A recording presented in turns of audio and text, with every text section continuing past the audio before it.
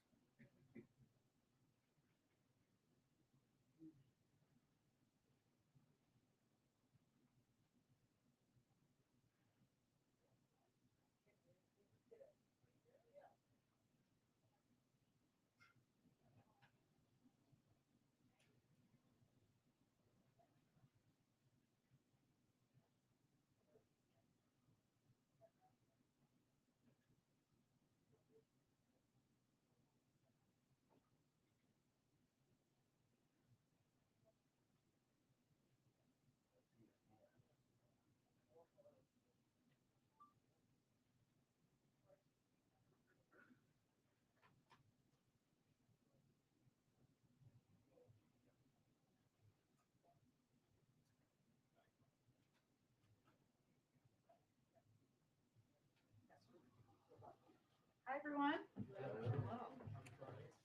Happy Friday. So we are joined by our National Security Advisor, Jake Sullivan, today, who will give a brief update and then take some questions from all of you. And with that, I will turn it over to Jake.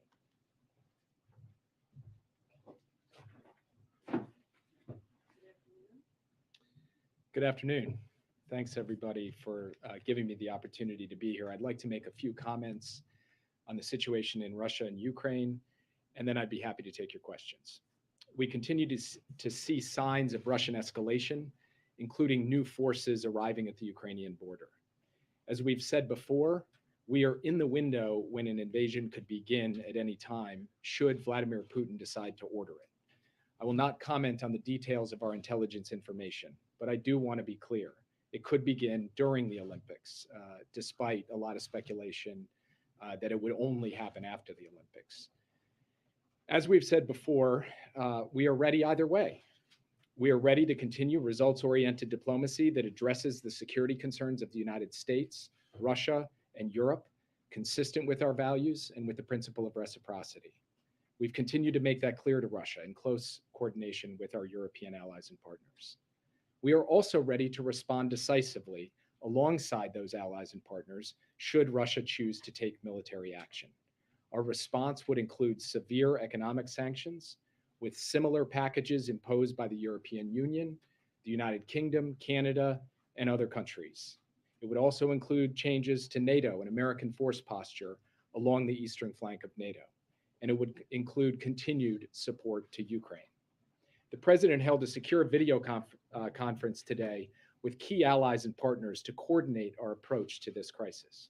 The participants were the UK, France, Germany, Italy, Canada, Poland, Romania, the Secretary General of NATO, and the presidents of the European Union. We have achieved a remarkable level of unity and common purpose from the broad strategy down to the technical details. If Russia proceeds, its long-term power and influence will be diminished, not enhanced by an invasion. It will face a more determined transatlantic community. It will have to make more concessions to China. It will face massive pressure on its economy and export controls that will erode its defense industrial base. And it will face a wave of condemnation from around the world. If, on the other hand, Russia truly seeks a diplomatic outcome, it should not only say so, it should pursue that diplomatic outcome. We are prepared to do that. We have put concrete proposals on the table. They are now out there for the world to see. We're prepared to engage on them and to discuss the principles and parameters of European security with our European partners and with Russia. Whatever happens next, the West is more united than it's been in years. NATO has been strengthened. The alliance is more cohesive, more purposeful, more dynamic than at any time in recent memory. In terms of immediate next steps, President Biden and his team will remain in close contact with our allies and partners to coordinate both on the potential for diplomacy and on any response that is necessary should Putin decide to order military action. We are continuing to reduce the size of our embassy footprint in Kyiv, and I now want to take a moment to echo what both President Biden and Secretary Blinken have already said. We encourage all American citizens who remain in Ukraine to depart immediately. We want to be crystal clear on this point. Any American in Ukraine should leave as soon as possible, and in any event, in the next 24 to 48 hours. We obviously cannot predict the future. We don't know exactly what is going to happen, but the risk is now high enough, and the threat is now immediate enough that this is what prudence demands. If you stay, you are assuming risk with no guarantee that there will be any other opportunity to leave, and no prospect of a US military evacuation in the event of a Russian invasion. If a Russian attack on Ukraine proceeds, it is likely to begin with aerial bombing and missile attacks that could obviously kill civilians without regard to their nationality. A subsequent ground invasion would involve the onslaught of a massive force. With virtually no notice, communications to arrange a departure could be severed and commercial transit halted. No one would be able to count on air or rail or road departures once military action got underway. Now, again, I'm not standing here and saying what is going to happen or not happen. I'm only standing here to say that the risk is now high enough and the threat is immediate enough that prudence demands that it is the time to leave now, while commercial options and commercial rail and air service exist while the roads are open. The president will not be putting the lives of our men and women in uniform at risk by sending them into a war zone to rescue people who could have left now but chose not to. So we are asking people to make the responsible choice. With that, I'm happy to take your questions. Yeah. Thanks, Jake. I know you don't want to get into the intelligence, but can you give us any sense what has changed over the past 24 or 48 hours to lead to your new level of concern? Well, first, I would say when I appeared on the Sunday shows last weekend, I made the point that we were in the window, that Russian military action could begin any day now. And that remains true. It could begin any day now, and it could occur before the Olympics have ended. I'm not going to get into intelligence information, but if you look at the disposition of forces in both Belarus and in Russia on the other side of the Ukrainian border, from the north, from the east, the Russians are in a position to be able to mount a major military action in Ukraine any day now. And for that reason, we believe that it is important for us to communicate to our allies and partners, to the Ukrainians, and to the American citizens who are still there. I want to be crystal clear, though. We are not saying that a decision has been taken, a final decision has been taken by President Putin. What we are saying is that we have a sufficient level of concern based on what we are seeing on the ground and what our intelligence analysts have picked up, that we are sending this clear message. And it remains a message that we have now been sending for some time. And it is, yes, it is an urgent message because we are in an urgent situation. But just to clarify, so you now believe that Russia has all the forces it needs to mount a full-scale invasion of Ukraine? What I'm saying is that Russia has all the forces it needs to conduct a major military action. I'm not sure exactly what you mean by, quote, full-scale invasion, but Russia could choose in very short order to commence a major military action against Ukraine. Yes. NATO told the president that it will call up the NATO response force of Americans who have been put on that short leash. And is the president prepared to send additional unilateral forces to our partners in the border region of Ukraine? And is it your judgment and the judgment of U.S. intelligence and the U.S. government that Putin is behaving as a rational actor in his judgments at this point? So on the question of the president authorizing more unilateral U.S. forces to Europe, he's been clear all along that he is open to doing so as circumstances warrant. But I want to be very clear about something. These deployments of U.S. service members to Poland, to Romania, to Germany, these are not soldiers who are being sent to go fight Russia in Ukraine. They are not going to war in Ukraine. They are not going to war with Russia. They're going to defend NATO territory consistent with our Article 5 obligation. They are defensive deployments. They are non-escalatory. They are meant to reinforce, reassure, and deter aggression against NATO territory. In terms of the U.S. forces that have been put on heightened readiness to be deployed in the event of a NATO decision to deploy them, the president had the chance as part of the discussion today to hear from the Secretary General. No decisions have been taken in that regard, but those forces stand by should a decision be taken by the North Atlantic Council to call up the NATO response force and a request comes in for American forces to be a part of that. Finally, I can't get inside the head of President Putin.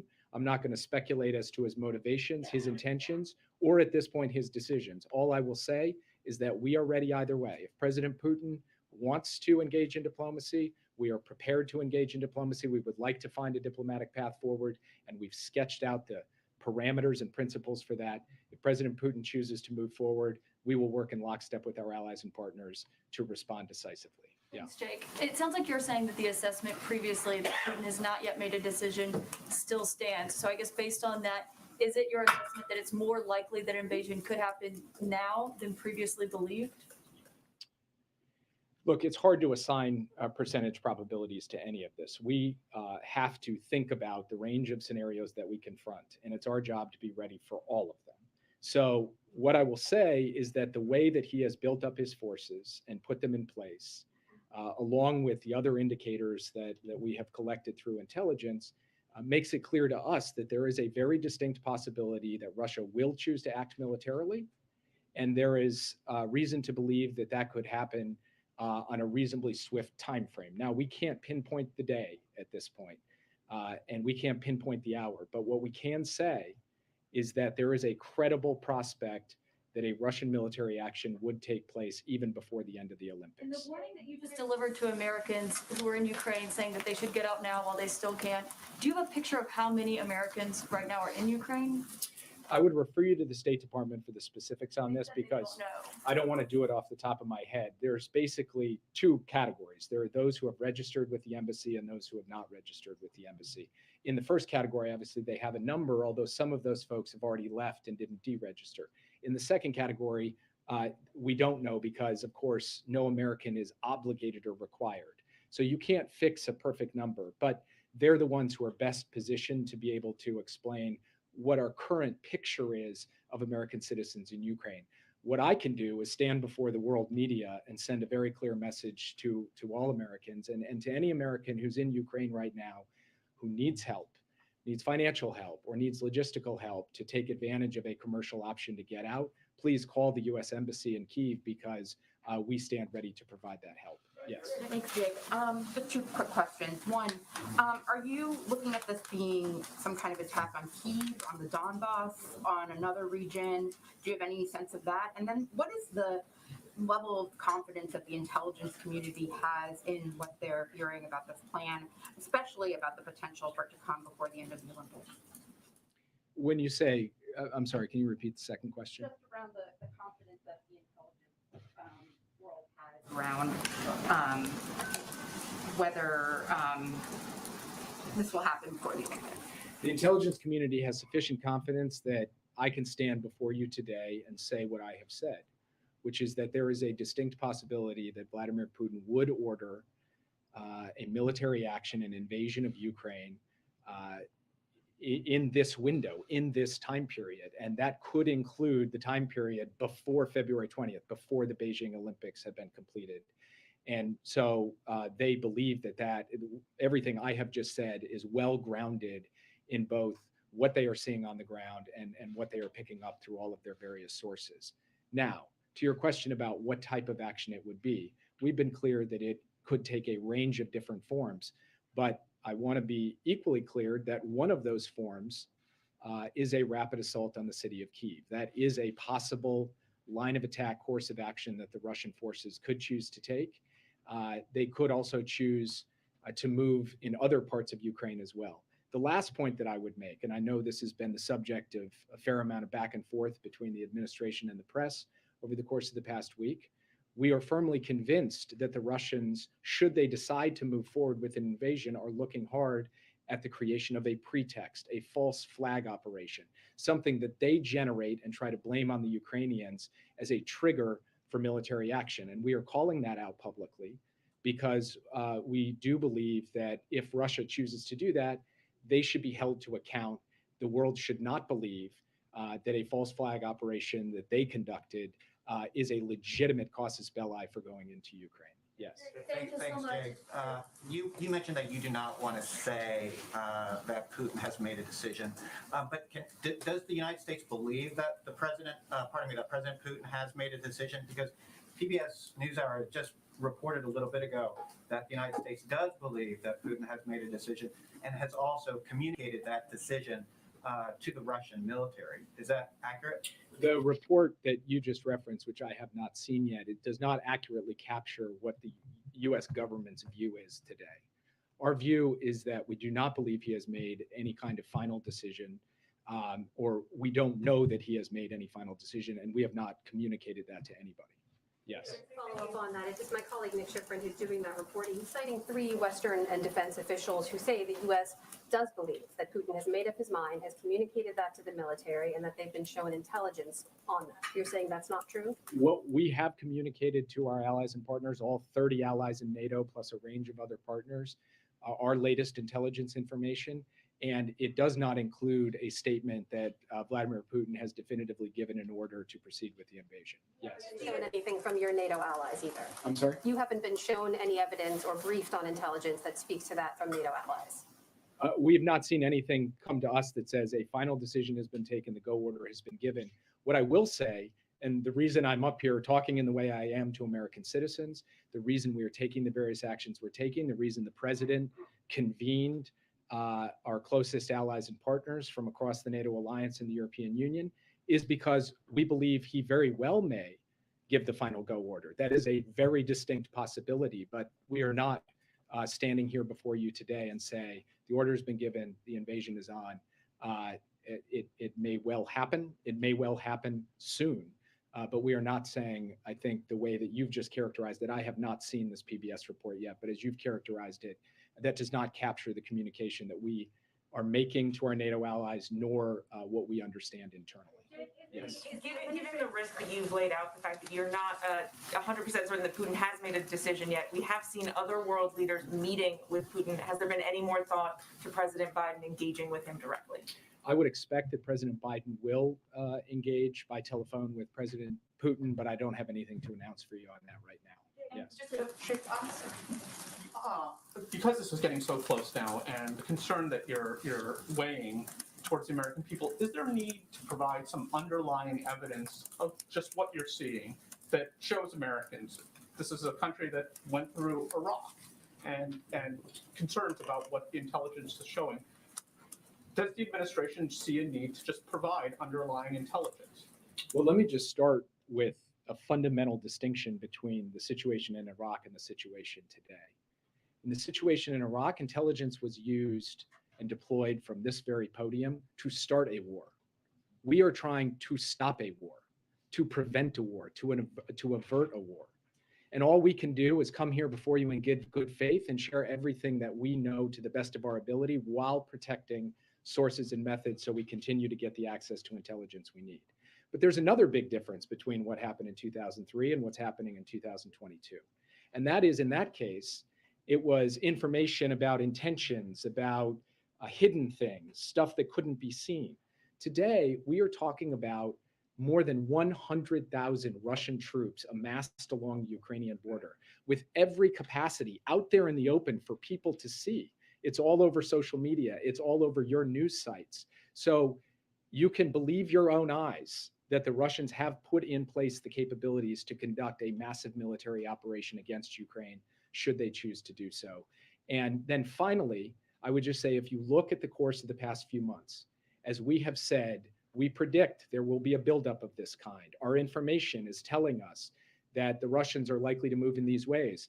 Thus far, in November, in December, in January, that has borne out. So I think when you take all of that together, we put forward a credible case. But it's not my job to stand up here and convince any of you of anything. It's your job to ask the questions and do what you can do. All I can do is, based on the best information I have available, that I can share, that the president can share, the Secretary of State can share, put that out there in close consultation with our allies and partners. That's what we've done. At what point, Jake, would you expect the country would hear directly from the president on this and the risk to world order of Vladimir Putin rolling tanks or bombing a foreign capital?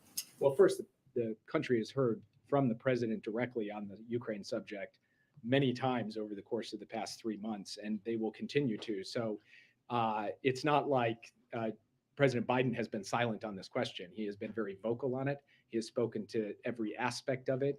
He has read out his calls on it with world leaders, his meetings, et cetera. But he will continue to speak directly to the American people as we watch the situation unfold. No plans for any kind of address to the nation from the Oval Office? No kind of speech specifically about this issue with prepared remarks? I don't have anything to announce in terms of speech or prepared remarks at this point. Yeah. Thank you so much. So you and other administration officials have been quite transparent in describing the strategy towards Ukraine to us, the press. Do you believe that that strategy is actually helping to reduce tensions? Or do you feel that may be part of the reason why it's boxing Vladimir Putin even further in airing your strategy so publicly like this? So only one country has amassed more than 100,000 troops on the border of another country with all of the capabilities and capacities to conduct an invasion. That country is Russia. That country is not the United States. So the fastest way to de-escalate this situation for all involved would be for Russia to choose to de-escalate its mobilization of forces. The United States is responding to the active, sustained buildup of military pressure on Ukraine. We are doing so in lockstep with allies and partners. And at the same time, we have been extremely forward-leaning in our willingness to engage in diplomacy to address the mutual concerns of Russia, the Europeans, and the United States when it comes to European security. Yeah. Thank you so much, Jake. 2 questions for you. Next week, Vice President is going to Germany for the Munich Security Conference. Why isn't President Biden going? Wouldn't it be a good time to engage with his allies in person? Is he doing enough to avoid a war? And the second question, next week, the Brazilian president is going to Russia to meet with Vladimir Putin. How does the White House see this visit and the timing of this visit?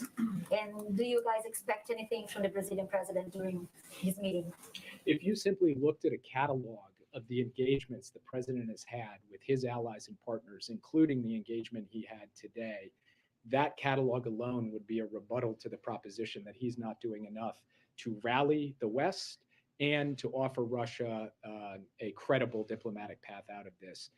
That's included phone calls, it's included meetings, it's included video conferences, it's included just countless sustained effort over the course of months. And we will continue with that. And we're also very proud to have the Vice President representing the American delegation at the Munich Security Conference. Question about the Brazilian president meeting Vladimir Putin next week. The Brazilian president is obviously, free to conduct his own diplomacy with other countries, including with Russia, and I really don't have anything else to add on it today. Yes. Thanks, Jake. You mentioned the possibility of an assault on Kiev specifically. What is your sense if Putin does decide to invade Ukraine? Is he looking to invade and take over the entire country or a part like Crimea in 2014? And just one follow-up as well. How do you explain the disconnect between the rhetoric that we're hearing or the warnings we're hearing from you and other Western countries and what seems to be a playing down of the risk from Ukraine itself? So I won't speak to the decisions that the Ukrainian leadership is making in terms of how they're communicating on this issue. I will only say that we are coordinating extremely closely with them. President Biden has spoken multiple times with President Zelensky. I speak nearly every day with senior aides to President Zelensky. Secretary Blinken is deeply engaged with both his counterpart and the president in Kyiv. So we will continue that level of coordination, sharing of information across every dimension of our government. But I can't characterize why it is that they're choosing their course. I can only say that based on the information we have, we've chosen to be as transparent as possible with what we see as a significant risk of military action in Ukraine. And as to your other question, I can't obviously predict what the exact shape or scope of the military action will be. As I said before, it could take a variety of forms. It could be more limited, it could be more expansive, but there are very real possibilities that it will involve the seizure of a significant amount of territory in Ukraine and the seizure of major cities, including the capital city. One second, Jake. The president's departure is at 2:25, and Yeah. so if people want to leave, they need to leave now. If people want to leave, they should leave now. We'll proceed. Jake but- is not one of those Jake, people. If people are going to the departure for the president, you should depart now. But Jake. Do you think that Russia? Thank you. Sorry, I'm just going to give people a moment to, I guess. Okay. Yeah. Thank you, Jake. I'll wait until people get up. Okay. Thank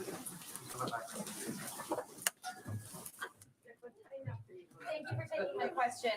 Did the U.S. wait too long to arm Ukraine, especially with respect to weapons that could defend against an airstrike like you laid out? Did they wait too long to move U.S. forces to NATO countries? And does the president still view the idea of pre-invasion sanctions as a stupid question? So as to the question of waiting too long on arming the Ukrainians, over the course of the past year, the United States has provided more than $500 million, $650 million in defensive assistance to Ukraine. That's more than has ever been given by any president in any year at any time. And that began more than a year ago under the presidency of Joe Biden. Second, we have made good on the commitment to get those deliveries into the hands of the Ukrainian armed forces. Those are defensive weapons intended to defend Ukraine against aggression. They are not meant for offensive purposes against any country. So we feel very proud of the contribution and commitment that we have had to helping the Ukrainians be able to defend themselves. With respect to the question of the deployment of forces to defend NATO territory, our view is that in addition to the 80,000 strong US force presence in Europe today, that's showing in Poland and Romania in particular, but also through the deployment of air squadrons to the Baltics, as we had a few days ago, and other significant moves we've made, a carrier in the Mediterranean that for the first time in 30 years actually flew the NATO flag as well as the American flag, that we have been forward-leaning and robust in defending and reassuring our NATO allies. And you don't have to take it from me. You can talk to the president of Poland or the president of Romania about the satisfaction they have with the fact that the United States has stepped up alongside other NATO allies to deter and reassure and reinforce our presence along the eastern flank. Yeah. Sanctions part, though, Jake. What about the pre-invasion sanctions? You didn't answer that part of my question. Is the president looking at sanctions ahead of an invasion any differently than he has been up until this point, given the escalation that we're seeing from Russia? The president believes that sanctions are intended to deter. And in order for them to work to deter, they have to be set up in a way where if Putin moves, then the costs are imposed. We believe that that is the right logic, both on its own merits, but equally importantly, we believe that the most important fundamental for anything that unfolds in this crisis, whether through diplomacy or as a result of military action, is that the West be strong, be united, and be determined to operate with common purpose. And he believes that the sanctions approach he's taken in lockstep with our European partners, the Canadians and others, puts us in a position for the West to be able to respond to this contingency in the most united and purposeful way possible. That will pay dividends for us in this circumstance, but it will also pay enormous strategic dividends for the United States in the years and decades ahead. Our understanding is that there was a sudden meeting last night in the Situation Room to talk about Russia, and now you and Secretary Blinken are obviously using sharper rhetoric about the timing of the invasion. I know you don't want to get into specific intelligence, but is there something that prompted the meeting last night and that has changed the administration's assessment overnight? So I'm not going to speak to internal deliberations, and I'm not going to get into the specifics of intelligence information. What I am going to say is that for some time now, including out of my own very mouth, we have been talking about how we had entered the window where any day now a military action could be taken. That was the formula I was using several days ago. Now, as we gain more information, our view that military action could occur any day now and could occur before the end of the Olympics is only growing in terms of its robustness, so that I can stand here and say that is a very, very distinct possibility. But I just want to say two things. First, we can't predict the exact determination that Putin would make if and when he makes a determination.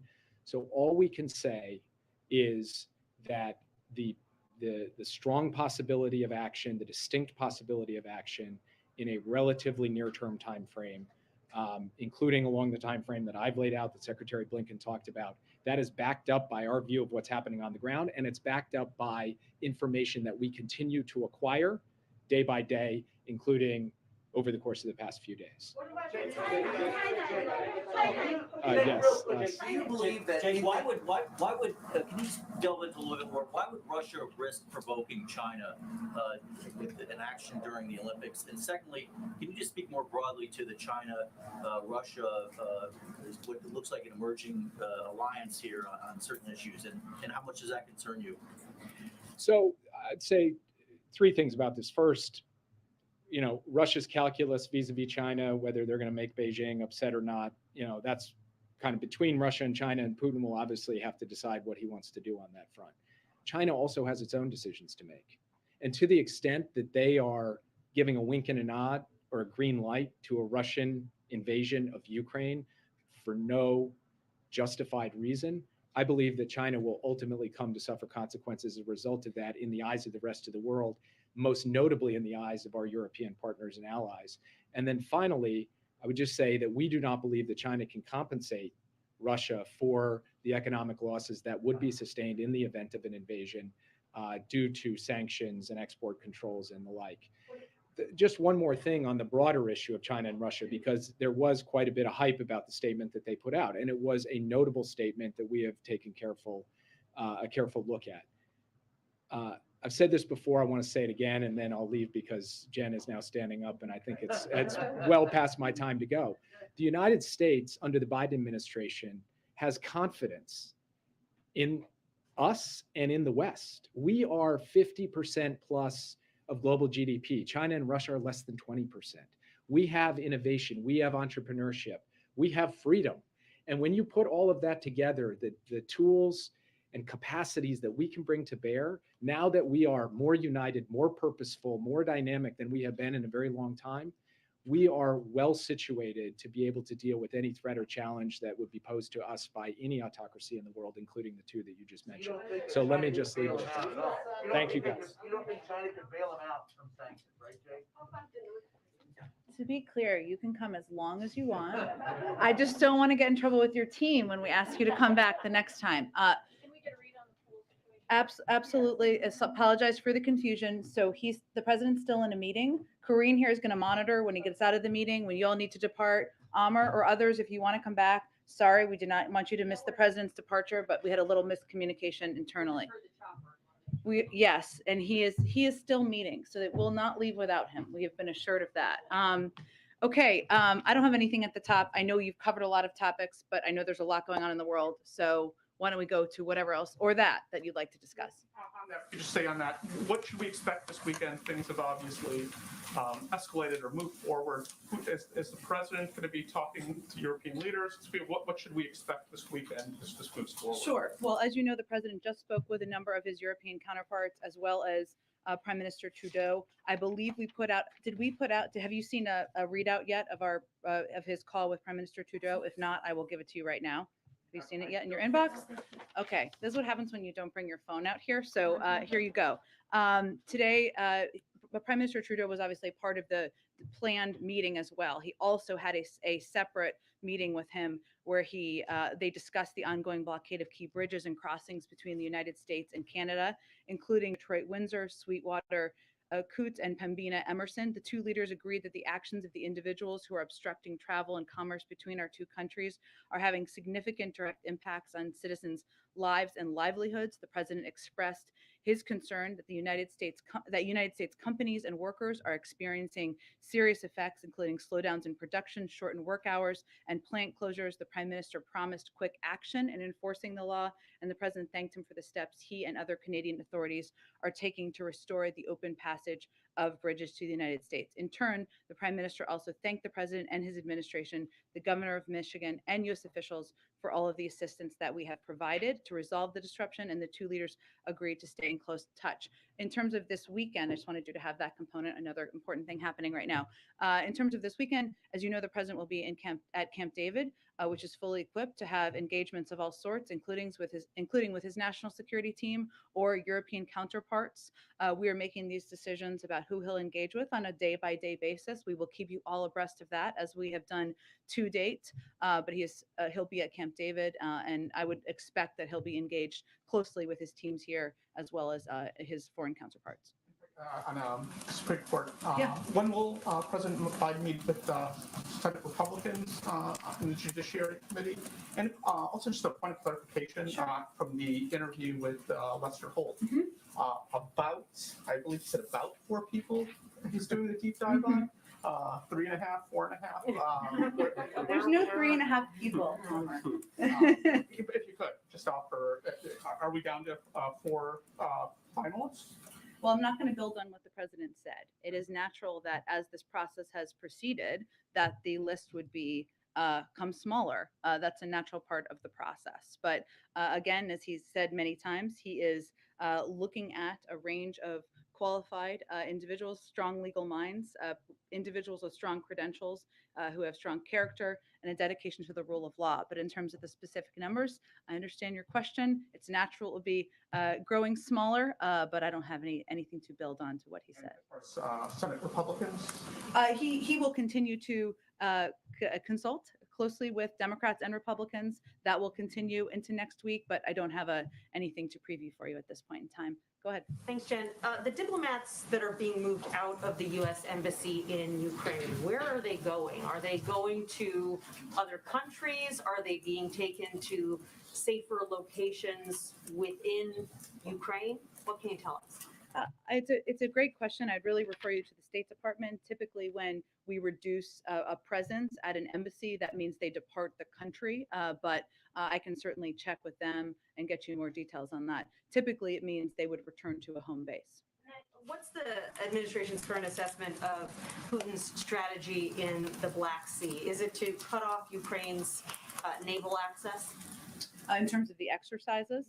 I mean, our assessment is that this is a part of ongoing escalatory actions, whether it's military exercises or the buildup of more troops that we have seen at the border in terms of what it means and what he's preparing for, I would point you to what our national security advisor just said, which is that, we continue to watch closely to assess. Our role here is to prepare for a range of steps he might take, but beyond that, I don't have any prediction of what that means.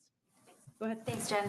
Has the U.S. shared the latest intelligence with Ukraine, and does the U.S. feel that the Ukrainian government is properly preparing its citizens for the possibility of a war, because it seems like they keep downplaying it? Well, I'm not going to speak for how the Ukrainian officials, leaders speak or engage with their citizens, but we do engage very closely with them, sharing of information as we do with our European counterparts, and that has been the case at every point in this process. Is the State Department doing anything right now to help Americans get out of Ukraine, or just warning them to get out on their own? Well, we have been warning for several weeks now, if not longer, that American citizens should depart. And I think you heard our national security advisor give a pretty stark warning of what would happen on purpose, what would happen if Russia were to invade, in the difficulty of not just being in the middle of a military zone, but also the difficulty of departing or getting out, and the fact that means of departure could be cut off. And that was, we feel, important for American citizens in Ukraine to understand. We have been conveying that if American citizens don't have the means to depart, that we would provide assistance for those purposes. That has been the case for several weeks now. We don't know if Putin has made up his mind. Why are we hearing this warning from Jake Sullivan that Americans should get out, ideally within the next 24 to 48 hours specifically? I don't believe we've heard that window from him before.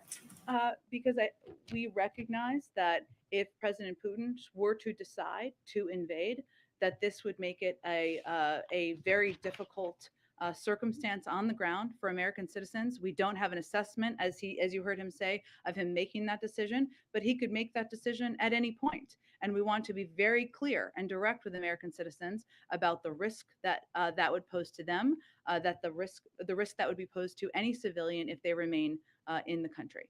This is now the second evacuation of Americans in the course. It's not actually an evacuation, to be clear. American citizens can depart Ukraine. There are means of departing Ukraine. This is not a country where we are at war, where we have tens of thousands of troops who have been fighting a war for 20 years. So it's incredibly different.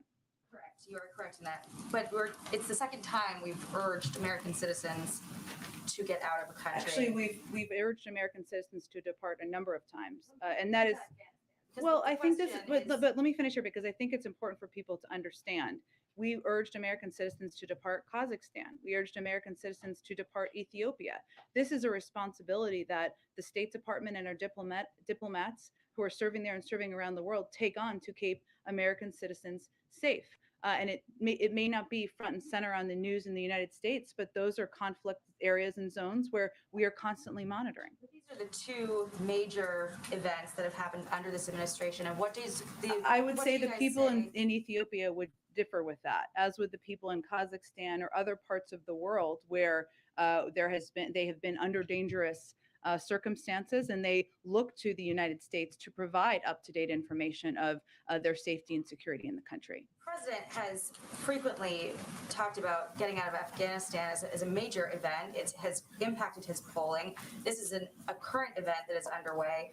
The question is, what does the administration say to critics who are looking at these two events and questioning this administration's foreign policy approach? Who is questioning us? Give me plenty of Republicans. Like who? I could name off any number of Republicans. I'd love to know a name. Goodness. Mitch McConnell. Okay. Well, here's what I would say to Mr. McConnell. The president ended a 20-year war in Afghanistan, a war that had cost us thousands of American lives, billions, trillions of dollars, and was a failed enterprise after 20 years. He was the first president to do that after many of his predecessors failed to take exactly that step. We knew it would be complicated. We knew it would be challenging. He had the courage to get our troops out of there and end a 20-year war. This is entirely different because we are not ending a 20-year war. We are trying to prevent war here. We are trying to keep American citizens safe in Ukraine by encouraging them to depart, by providing them information about what the security circumstances are on the ground. And I think it's important for the American public to understand the significant differences between these different scenarios. Go ahead. Back to the Supreme Court for a moment. Can you rule out that the president would be meeting with any of his candidates this weekend at Camp David? Here's what I can tell you. There's not plans for that, but I can tell you that it could be as early as next week. I would not echo reporting that it is definitely next week.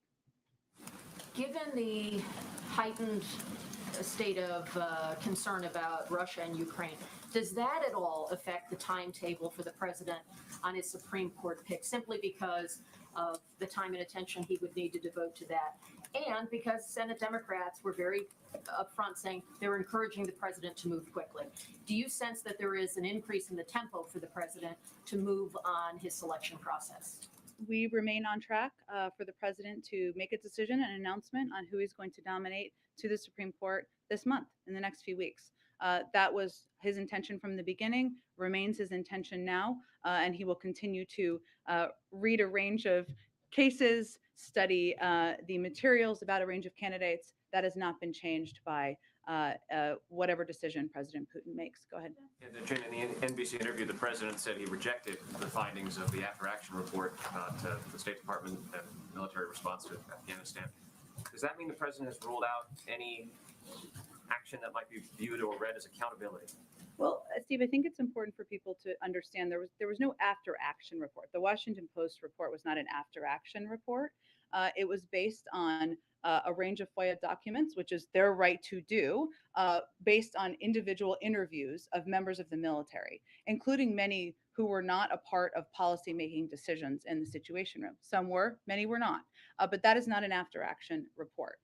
There was also a report from CENTCOM on the attack at Abbey Gate on Friday, which the president certainly stands by, and that was important work, vital work, a formal report and review that was done internally. So I just want to separate the two for people's understanding. What the president was rejecting is the notion that there weren't a range of preparations done in advance over the course of last spring and last summer. And it's important to remember that we made the decision, he made the decision to end a 20-year war. He came into office without any plan. Well, there was a deadline, but without any plan for departure or for helping the Afghans who had served by our side for 20 years. We put in place, and this is in these same documents, beginning last spring, a plan, a range of contingency plans, should we need to bring American citizens out or bring Afghans out. We put in place, we positioned military troops on the ground, working with Department of Defense back in early summer to ensure that we could execute on that plan. And in every single meeting last August, the president asked the team, and often ended the meeting with this, is there anything you need to implement what your plans are? Is there anything you need on the ground? He always ended with that. I'd also note that he always raised the question of whether we needed to evacuate our embassy and people, our Americans who were serving in our embassy there. That decision was always posed to the group at the table. That decision was not made until August 12th. So reporting that suggests otherwise is incorrect. That is the state of play that happened last summer. Go ahead. Question on inflation, since this is the first time we've had a briefing since those numbers came out. The president has said the administration is going to continue to be all hands on deck to try and bring prices back down. Can you give us a sense of what that really looks like? Because you've pointed many times to parts of the Build Back Better agenda that remains stalled. In fact, one of Senator Manchin's big objections to the bill was the high rate of inflation. So if the Build Back Better plan sort of remains at this impasse, what's plan B to try and bring down some of these costs? Well, there's a couple steps that the president is very focused on as it relates to addressing inflation. One, I would note that economists in the Federal Reserve still predict that inflation will come down, will moderate over the course of the year. And the president has also said that he supports this, that the Federal Reserve, an independent body, has announced about recalibrating over the course of coming months. And he's obviously nominated a number of individuals to fill the board, which is an essential part of addressing this. But I would also note beyond that, how the president really looks at this is how you're addressing core costs for the American people. So you referenced the Build Back Better plan. First, we believe there's a path forward and the president's going to continue to fight for it. Otherwise, he wouldn't have gone to Virginia earlier this week and talked about negotiating the price of prescription drugs. So his view is that in order to address costs that have been affecting inflation, but also infecting families for many decades, the cost of prescription drugs, the cost of childcare, we need to move that forward. But it's not just that. We also need to address supply chains in the short term at the ports, rebuild our manufacturing infrastructure, make sure that we are implementing the bipartisan infrastructure and continuing to press for the competitiveness legislation that will help ensure we have funding for chips for manufacturing of cars here in the United States. And you've also heard him talk a fair amount about promoting competition, and that addresses issues like we've seen price increases in the meat industry and others, and that will help bring down costs for Americans. So there is certainly a significant and important, a vital role that the Federal Reserve plays. They are independent. He wants that board to be completely filled, but there are a number of other steps we are working to take to lower costs for the American people. And just one follow-up on the question about the embassy in Kyiv. Yeah. You've said that you're continuing to reduce the size of the embassy. To be clear, you're not talking about closing the embassy just yet. So what size are you talking about? How much of a reduction here? I can check with the State Department. It's a good question, but they really have purview over those numbers, and that's where we are in the process. That's this in time. Go ahead. And what is the White House make of the reporting that former President Trump is still in touch with Kim Jong-un? Well, former President Trump is not the president, and President Biden is the president, and he's the one who conducts diplomacy on behalf of the United States. One other topic, I see that the president spoke with Prime Minister Trudeau about the blockade. What is the White House doing to help sort of alleviate the trade issues that he raised in that call? And more broadly, is the White House or is the government preparing for any kind of similar types of demonstrations here? Yeah, so two different questions. So let me try to answer them both. So we have continued, obviously, the president speaking with Prime Minister Trudeau about this as part of our effort. But our team, Dr. Liz Sherwood-Randall, other members of our administration have been in close touch with their Canadian counterparts over the last few days about how to address this blockade and the challenge it is posing to the supply chain. I mean, fundamentally, how we view this is that the impact of these protests, while we certainly believe in peaceful protest, has the potential to impact, and this is why we are very focused on this, communities, workers being able to travel back and forth across the bridge, who are going to work, who may work on different sides of the border, the ability to get food on the table to American families, to get auto parts to manufacturers who are trying to make vehicles. So this is, whatever their intended stated purpose is, this effort is going to has the potential to have a huge impact on workers and the American public.